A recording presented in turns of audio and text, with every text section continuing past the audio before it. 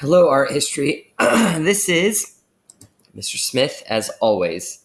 And I wanted to do a quick lecture, although it might not actually be that quick, we'll see, on the New Kingdom. And then I wanted to do some comparative sort of analysis and things like that on um, the ancient Sumerians and the Egyptians, and just kind of look at the art and talk about similarities and differences and really think hard about what we've learned in terms of our formal analysis and how it applies to different to pieces and things like that. So we're going to end with that. I'd really like to get to the New Kingdom though here. So I wanted to start with a map because I wanted to kind of orient you guys in a way, and you'll see, I think, that it's kind of fascinating. So we'll sort of start by reminding ourselves that the Tigris and Euphrates are over here, and all of the major societies that we look at in the ancient Near East sort of rest somewhere in that so-called Fertile Crescent, whether it's the Sumerians or the groups that followed after them, which we've also studied, like the Babylonians and the Akkadians, and then eventually the Persians. And I think we'll talk about the Persians as well today a little bit. You'll also note that, when we move and we talk about the ancient Mediterranean, we're going to be moving off to Greece next and then Rome after that. And so you can see that all of these societies sit on the Mediterranean, and there's absolutely trade between these societies. When we last left off, we talked a lot about the pyramids, and you'll notice that I've got Giza and the pyramids sort of pinpointed right there. You actually have to zoom in on this map to really see where the pyramids are. They're actually out in this sort of desertous area. And the more heavily populated areas sit in this sort of green on the other side of the Nile River, which I'd mentioned last time. And while it's true that, King Narmer unified both sides of Egypt, both the upper portion, which is here, and the lower portion, which is here, which we talked about last time, it's also true that as we shift from the Old Kingdom to the New Kingdom, there's really a shift or a focus, I should say, that changes towards temples and towards Upper Egypt. So this is Upper Egypt here, mainly because it's higher in elevation, which is why the Nile River flows in this direction. It flows from south to north and empties out into the Mediterranean here. And what I wanted to do is I wanted to just sort of like look here at this bend in the river. This bend or oxbow in the river is a really interesting sort of thing because as the river bends around here, there's a couple things that happen. Number one, there's a series of canyons in here that were carved out by water at one point, maybe by the Nile River before this sort of oxbow was developed. And that valley is what we call the Valley of the Kings. That series of carved out sort of areas is what we call the Valley of the Kings and the Queens. And then the other thing is, like, a lot of the major societies or the major cities, I guess you'd say, like Luxor and Karnak, sit on the banks of the river on these sides. And so I actually wanted to sort of briefly switch over here really quickly to Google Earth because I thought it would be fun to kind of just sort of look at that oxbow. And I want to point out a couple things. We're going to be looking at two temples here. We're going to be looking at the Temple of Amun Ra. The Temple of Amun Ra is in Karnak, near Luxor. It's New Kingdom. It's about 1500 BCE. So, by comparison, the pyramids are around 2500 BCE. So that's about 1,000 years different. It's really interesting to think about, like, what 1,000 years of history means. That means that even though we tend to lump in this group here with the Old Kingdom Egyptians, in fact, that's like lumping in us today, right, with people who lived in the Crusades in ancient Europe. And we're not the same people. And in many ways, the Egyptians were not the same people either. Just to give you a sense of how vast Egyptian history is, most of you guys may not know this, but you've probably heard of Cleopatra. Cleopatra was not Egyptian. She was actually Greek. She was a member of the Ptolemy family whose sort of like great grandfather was a general under Alexander the Great. And when Egypt was conquered by Alexander the Great, his family ended up, and then Alexander the Great died around 33 years old, somewhere around there. Egypt would be handed over to his his empire would be carved up by his generals, and Ptolemy would take over Egypt. Anyway, Cleopatra was his ancestor, so she was Greek. But I just think it's sort of interesting to point out that Cleopatra, who's sort of like this famous Egyptian that we think of, right? She's actually closer to us today in 2020 in time than she would be to Old Kingdom Egyptians, right? So she's actually closer to us in time than would be Old Kingdom Egyptians. That's how far, the Old Kingdom is. So I wanted to sort of start by talking about the Temple of Amun-Ra. This is the Temple of Amun-Ra. And it is, of course, interesting because in the Old Kingdom, Ra was, now obviously they didn't use a Phoenician alphabet, but Ra was this sort of sun god. But then over a series of changes over the Middle Kingdom in time, he became associated with another god, Amun, and then the two and the priests of Amun, and then the two were sort of linked into one by the time we get to the New Kingdom, and they just call it Amun-Ra. The temple, like so many other temples, is really interesting. It's got this sort of axis. It's very, very clear. You go through these massive pylons. These are called pylons here in the front, and then this colonnaded hallway here into another series of pylons, which is followed by a hypostyle hall. A hypostyle hall is a heavily colonnaded hall. Hypostyle hall. And you can see that here, this forest of dots is actually the forest of columns. And as you sort of move in this direction, you actually go into the sort of inner sanctuary, and you can see how it gets, as you sort of move through the major pylon into the hypostyle hall, out of the hypostyle hall, you get into smaller and smaller and smaller areas, which is where they would eventually have the cult statue of Ra, or Amun-Ra. And in these sort of smallest areas, only the cult priests would be able to go. So your average person wouldn't be able to travel into these spaces. So, thinking back to everything you've learned so far about the sun, it would make sense that this temple is actually oriented in a way that relates to the sun. And since we spent a lot of time talking about solstices and things like that, I hope you guys sort of have solstice on the brain, because that's partly what I wanted to talk about.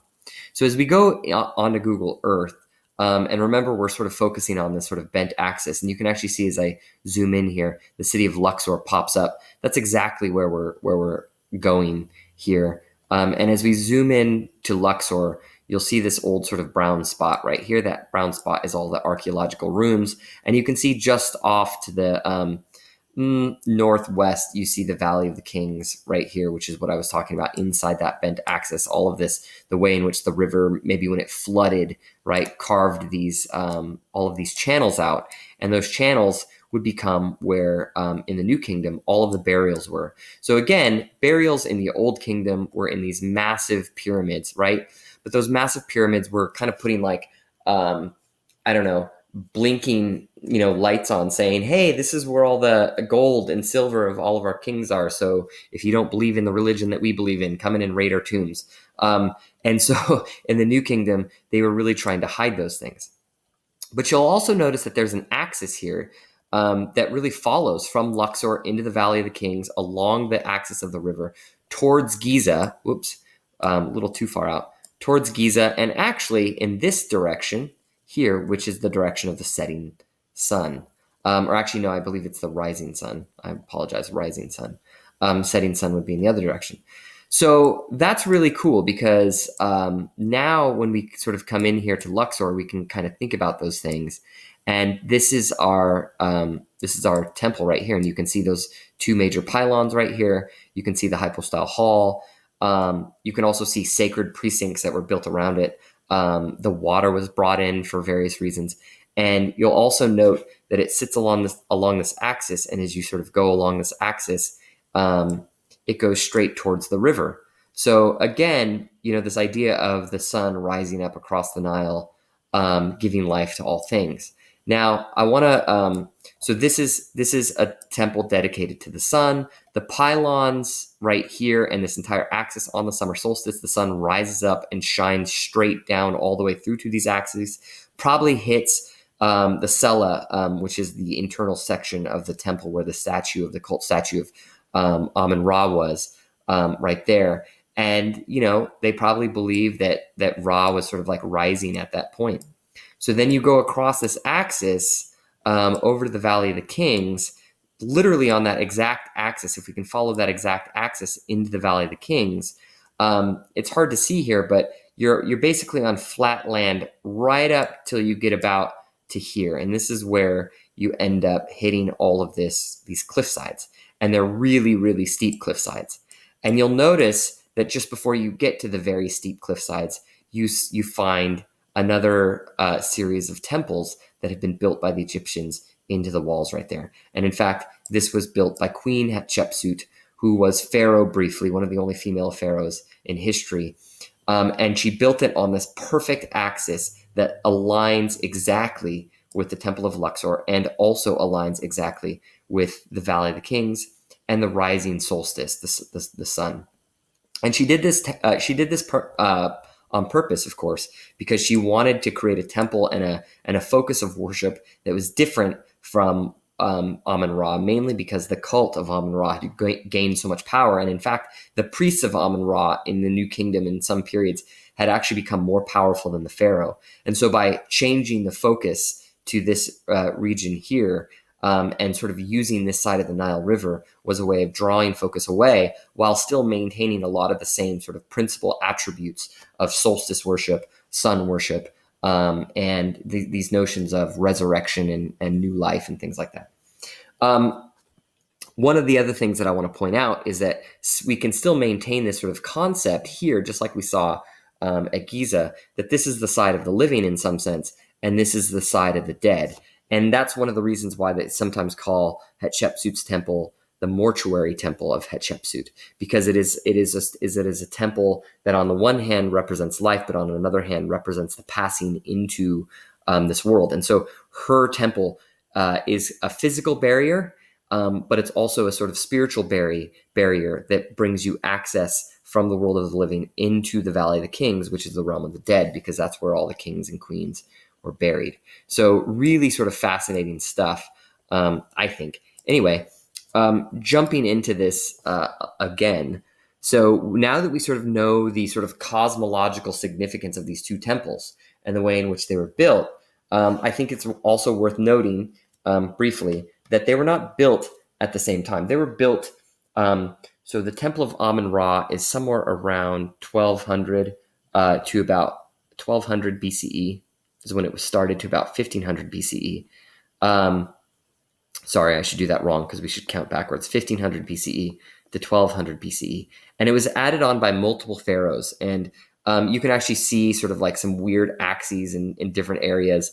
Every pharaoh saw fit in this time to sort of add a new section, which is why it got longer and larger and things like that and became this sort of massive precinct. So that's the Temple of Amun Ra. By contrast, and let me get to the mortuary Temple of Hatshepsut, you can see the cliff sides as you sort of gain entry into the realm of the dead. It's so fascinating. By contrast, the Temple of Hatshepsut was built around 1450-ish. So somewhere around 1473 to 1453 BCE.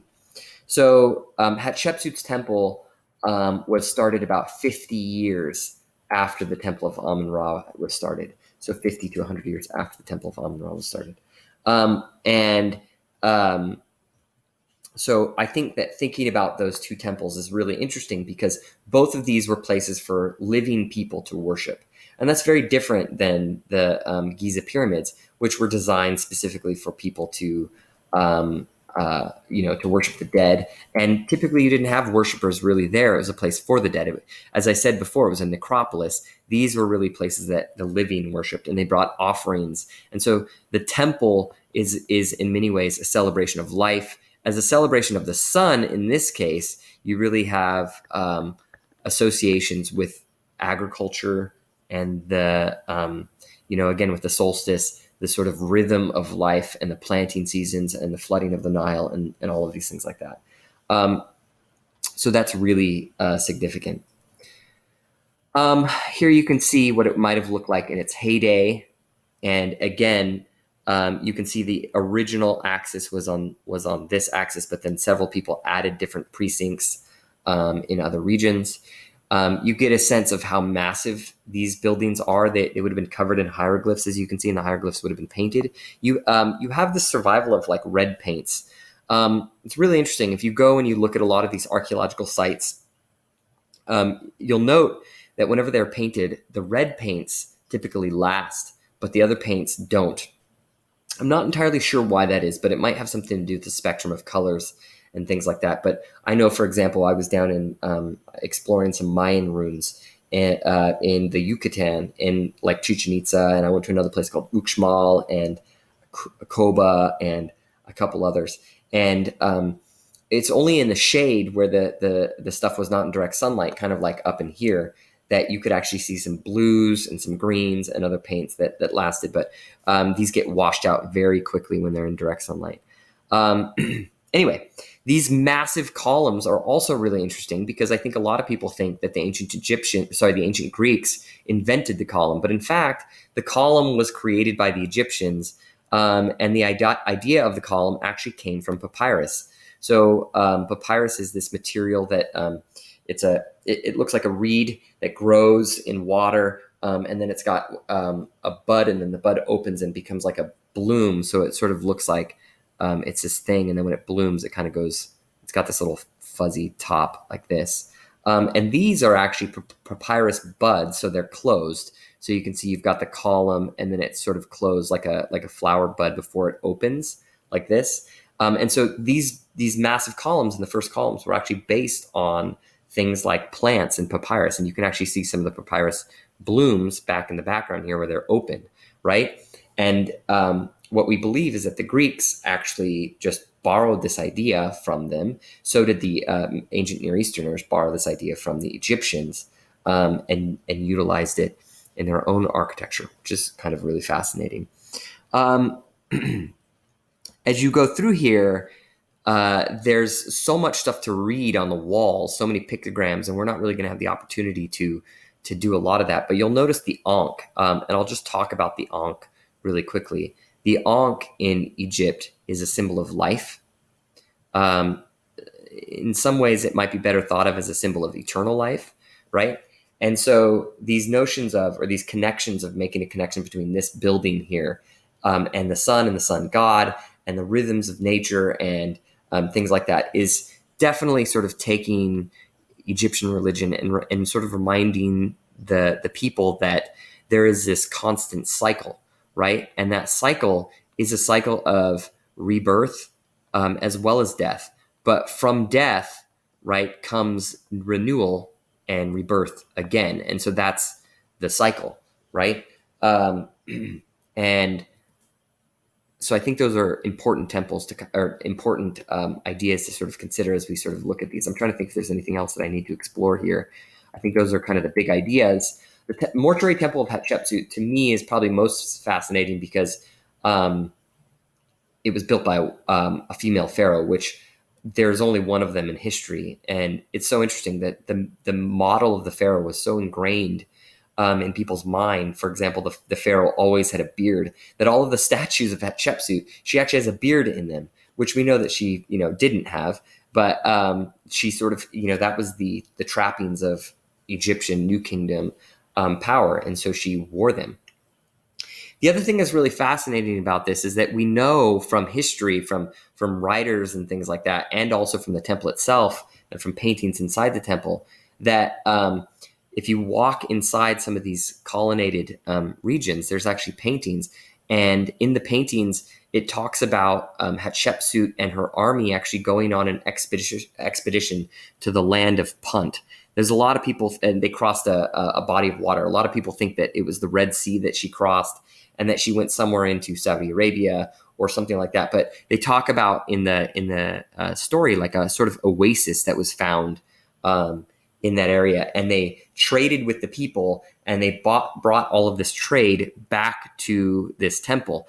And so what we know from indications in the temple and writings about it is that when this temple was finished, it was not just a desert, but rather there would have been trees planted everywhere. And they've actually found ruins of the trees that used to grow here. There would have been fountains, there would have been plants and things like that that had been in containers. And so this would have been a symbol of life and not just death, and sort of like the transitional sort of passage of this world into the next. A mortuary is where you prepare someone for death, right? A mortuary is literally where you prepare someone for death. I think that here it's better to think of this not as like a modern mortuary where you're going to, well, I guess maybe in some sense, like I was thinking like, using formaldehyde and stuff like this to prepare the body. I'm sure that there was definitely some of that where, they filled the body with natron before sending them off into the Valley of the Kings. But this was more of a spiritual mortuary where you prepared your soul for the afterlife by praying to the gods and praying to those who'd passed before you and praying to Hatshepsut and things like that. So here we have some idea of what this might have looked like with some of the greenery that would have been put here. And then we can also see that this temple was such a good idea that other kings began adding onto it, like Thutmose and Mentuhotep began adding other structures and buildings on here. But sadly for them, they didn't get that perfect axis that leads directly to the Nile River that sits on the axis of the solstice and things like that. That would just obviously been the preferred axis. And so the sort of spiritual nature of this is really interesting. I want to talk about one more thing. We talk a lot about sacred spaces, and we talk a lot about the beliefs and practices in sacred spaces. So this is a sacred space that we've been talking about. Both of these temples are sacred spaces. They're very different than the tombs, and this is not a tomb, right? The mortuary temple of Hatshepsut is not a tomb. We've talked a lot about sacred spaces like the pyramids, like the Temple of Amun-Ra, like Queen Hatshepsut's temple as well. And we really want to understand the role those sacred spaces played, especially as it relates to religion and the way that the Egyptians would have practiced their religion, right? So that's what we really want to understand. To sort of broaden it out a second here, we right now, I think, have been given all the information we need to sort of understand religious components of the sacred spaces. But one of the things that we don't know, which I think is really important to understand, is the sort of ceremonial aspects. And I think ceremonial aspects are really important because it allows us to drive a little bit deeper into how Egyptians specifically might have used these spaces. And so I wanted to sort of drill down really quickly and kind of do that. You'll notice that these beautiful granite portrayals of Queen Hatshepsut illustrate her kneeling. And what's so interesting about that is that, like when we might be accustomed to seeing someone kneeling when we look at like a votive figure or someone kneeling before a king or a queen. But here's a pharaoh, right, of a woman or a pharaoh who's in this case is a woman. And she's kneeling. And it's entirely rare. It's really quite rare to see a pharaoh in this position. Typically, like the portrayals of Menkaure and his wife, they're standing, they're powerful. They're the god that is kind of in charge. But here, this portrayal of Hatshepsut is kneeling. And in fact, there's a reason for that. Those portrayals of Hatshepsut kneeling would have been inside this inner precinct right here, the most sacred area that was literally dug into the walls, which would have moved you into, quite literally in some sense, the realm of the dead. And so there she is sort of kneeling in that space. And the ceremony, one of the major ceremonies that would have been practiced at the mortuary temple of Hatshepsut, that was actually probably designed by Hatshepsut herself to sort of like force Egyptians in some way to participate in her temple worship as opposed to just the temple worship of Amun-Ra, because obviously it would have been their practice and their regular practice to sort of practice at the temple of Amun-Ra. Is what she would do is on the solstice, they would actually take the cult statue, which would have been in the smallest precincts here. So they would take the cult statue of Amun-Ra. And she probably had to do this by force. She probably made the temple priests, who had a great deal of power at the temple of Amun-Ra, who didn't want to give up their power to the pharaoh.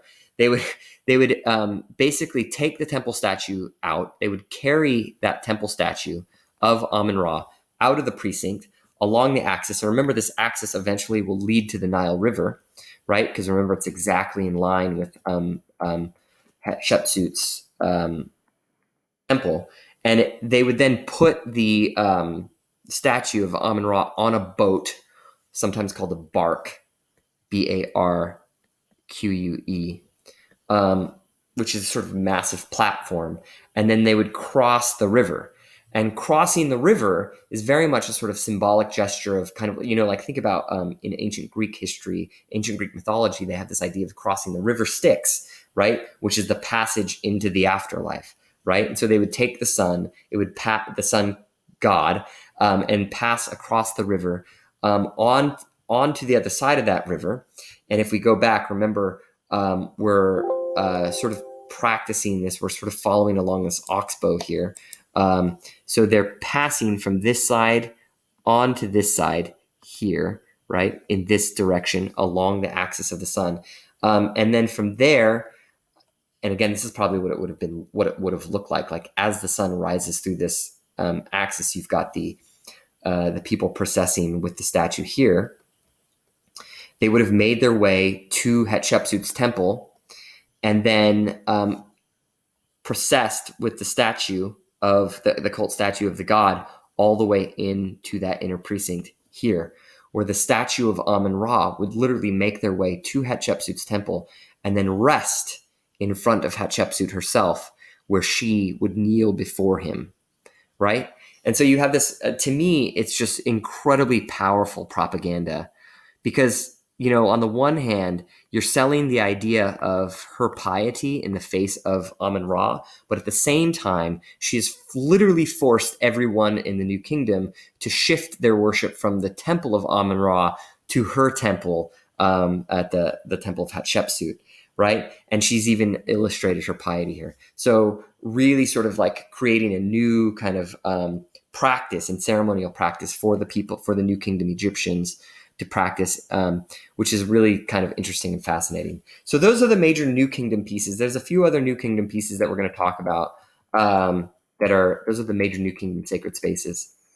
The other major New Kingdom pieces that we need to talk about, we need to talk about Akhenaten, Nefertiti, and 3 daughters, Tutankhamun's tomb, and then the Last Judgment of Fu-Nefer. So I think I might put those in a separate video. So here are your sacred spaces. These are really important to understand to get as much detail as you can. I hope that helps. And we're going to wrap this video up. Thank you, guys.